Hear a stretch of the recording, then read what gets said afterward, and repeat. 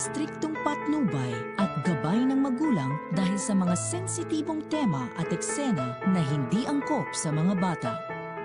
Bigla ang pagdalaw nila Tinding, Tess at Noy sa bilibid upang dalawin si Tanggol ay agad nilang nakita si Chief Espinas.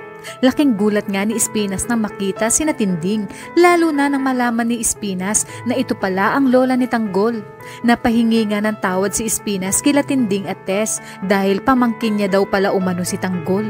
Samantala, sinabi nga ni Tinding kay Dolores kung kamusta na umano ang kanyang apo na si Tanggol at hindi naman agad nakasagot itong si Dolores sa tanong ni Tinding sapagkat sa mga oras na yon ay hindi pa nga bumabalik si Tanggol kasama si Bubbles.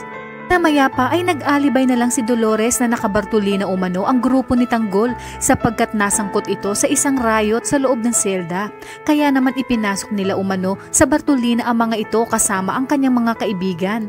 Yan pa nga kay Espinas na bumalik na lamang umano sila Tinding kapag tapos na umano ang parusa kina Tanggol at sa mga kaibigan nito. Wala namang nagawa sina Tinding at Tess kundi umalis at sundin ang patakaran sa loob ng selda. Ayon pa kay Dolores na wag umanong mag-alala sina Tinding at Tess dahil ligtas naman umano si Tanggol sa loob ng Bartolina at tinatapos lang umano ang araw ng kanilang mga parusa. Pagkakataon nga na iyon ay nakalusot si Chief Espinas, kaya naman ipinag-utos niya kina Makasantos at Balatukan na hanapin na sina Tanggol at Bubbles sapagkat sigurado umano siya na babalik sina Tinding at Tess upang dalawing muli si Tanggol. Bilang banda, nagsisisi nga itong si Chief Espinas sa mga ginawa niya kay Tanggol dahil wala nga siyang kaalam-alam na pamangkin niya pala ito.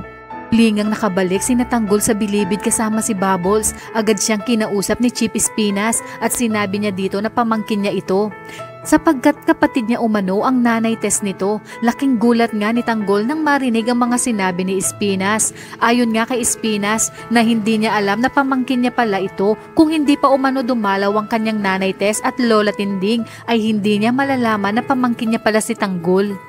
Bilang banda, nakiusap naman si Tanggol kay Chief Espinas na kung maaari ba umano na dalawin niya ang kanyang pamilya sa Quiapo.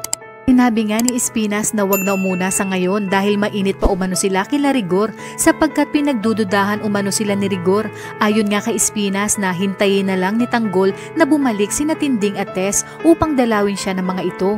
Sinabi naman umano nila Tinding na babalik sila upang dalawin siya. Wala ngang nagawa si Tanggol kundi sundin na lang ang utos ni Espinas. Ngunit hindi ito mangyayari dahil magpapang-abot si Rigor, Tinding at Tess papuntang bilibid. Agad nahaharang si Rigor kina Tinding at Tess na huwag tumuloy dahil mahigpit niyang ipinagbilin na walang sino man ang dadalaw kay Tanggol. Roon lang umano siya para kumpirmahin na hindi nga si Tanggol ang kanilang nakaengkwentro. Sakto rin na nakabalik na sina Tanggol at Bubbles kung kaya't mawawala na ang hinala nila kay Chief Espinas.